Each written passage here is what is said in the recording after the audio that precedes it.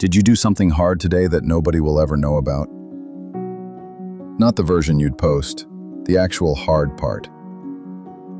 You close the laptop. You put the dishes away after everyone's asleep. You finish the workout in an empty gym at 6 in the morning, alone, before anyone else's day has even started. There's no text, no like, no good job from anyone, because there was no one there to say it. And some quiet part of you wonders if it even counted. Here's what you probably think is going on. That it doesn't really matter unless someone notices.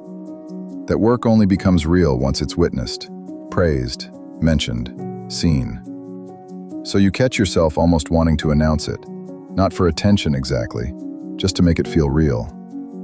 And when you don't say anything, some of the satisfaction quietly evaporates, even though you did the exact same thing you would have done either way, whether anyone was watching or not. That feeling isn't vanity, and it isn't weakness. It's wiring. For most of human history, being seen by your group wasn't optional. It was survival. Reputation, belonging, being known as someone who pulls their weight. That's how you stayed fed, protected, included in the tribe that kept you alive. So your brain built a shortcut, and it's a fast one. If it's witnessed, it's verified. If nobody saw it, some old, deep part of you treats it as unconfirmed, not fully counted yet, even when you know, logically, the work is done and the result is real. Being invisible doesn't just feel uncomfortable either. The same circuits that register social exclusion are the ones that register real physical pain. Your brain isn't being dramatic when it aches a little in the silence after you've done something hard alone. It's running a genuinely old program, built for a world with no such thing as doing something nobody would ever hear about. Here's what it actually costs you if you keep waiting on that outside verification. You start unconsciously rationing your effort to the size of your audience without ever deciding to. You'll go hard on the thing people will see, the version of you that shows up in front of others, and quietly let the private, unwitnessed disciplines slide. The ones nobody's tracking, nobody's asking about, nobody would even know you skipped. And here's the cruel part.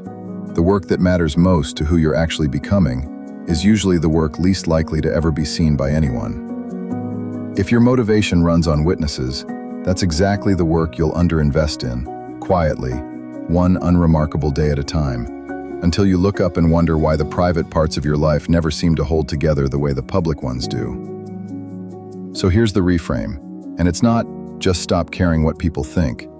That's not actually possible for a social animal, and pretending otherwise has never worked for anyone.